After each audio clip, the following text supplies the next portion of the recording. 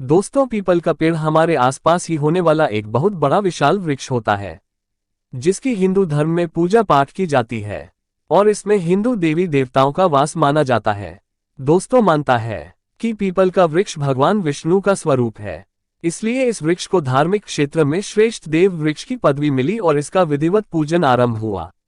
People के वृक्ष को प्रणाम कर उसकी परिक्रमा करने से मानव की आयु लंबी होती है और जो व्यक्ति इसके वृक्ष पर जल समर्पित करता है उसके सभी पापों का अंत होकर स्वर्ग की प्राप्ति होती है। शनिदेव की पीड़ा को शांत करने लिए भी पीपल के वृक्ष की पूजा का विधान बताया गया है।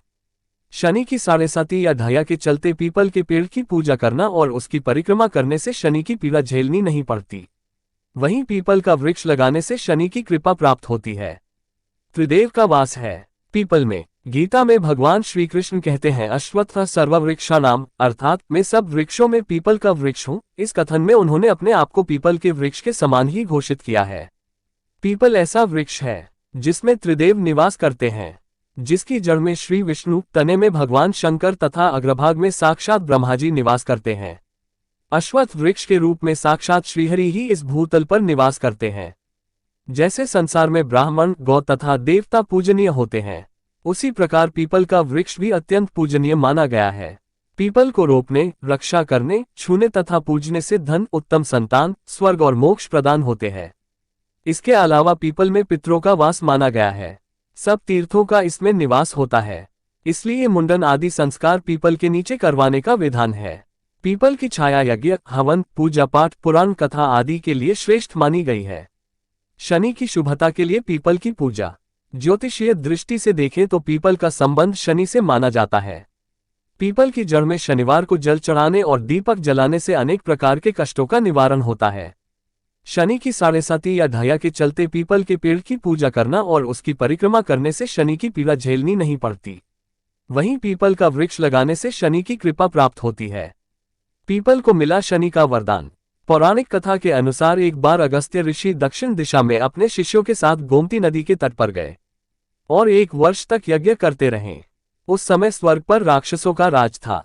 कैटब नाम के राक्षस ने पीपल का रूप लेकर यज्ञ में ब्राह्मणों को परेशान करना शुरू कर दिया और ब्राह्मणों को मारकर खा जाता था। जैसे ही कोई ब्राह्मण पीपल के पेड़ की टहनियां या पत्ते तोड़ने जाता है तो राक्षस उनको खा जाता। लगातार अपनी संख्या कम होते देख ऋषि मुनि मदद के लिए शनि देव के पास गए। इसके बाद शनि देव ब्राह्मण का रूप लेकर पीपल के पेड़ के पास गए। वहीं पेड़ बना राक्षस शनि देव को साधारण ब्राह्मण समझकर खा गया। इसके बाद भगवान शनि उसका पेट चीरकर बाहर निकले और उस दैत्य का अंत किया। राक्षस का अंत होने से प्रसन्न ऋषि मुनियों ने शनि देव की जय जयकार करते हुए बहुत धन्यवाद दिया। शनि देव ने भी प्रसन्न होकर कहा कि जो भी प्राणी शनिवार के दिन पीपल के पेड़ का स्पर्श करेगा या उसकी पूजा करेगा, उसके सभी मनोरथ पूर्ण होंगे। वहीं जो भी व्यक्ति इस पेड़ के पास स्नान, ध्यान, हवन और पूजा करेगा, उसे मेरी पीड़ा कभी भी झेलनी नहीं पड़ेगी। यदि घर में किसी सदस्य का स्वास्थ्य ठीक नहीं रहता तो उसे पीपल के पेड़ की 108 बार परिक्रमा करनी चाहिए। अगर कोई शत्रु आपको परेशान कर रहा है या आप पर कर्ज है तो हनुमान चालीसा का पाठ पीपल के पेड़ के नीचे करने से लाभ होता है। कर्ज और शत्रु से मुक्ति मिलती है। पीपल के पेड़ के नीचे कब नहीं जाना चाहिए?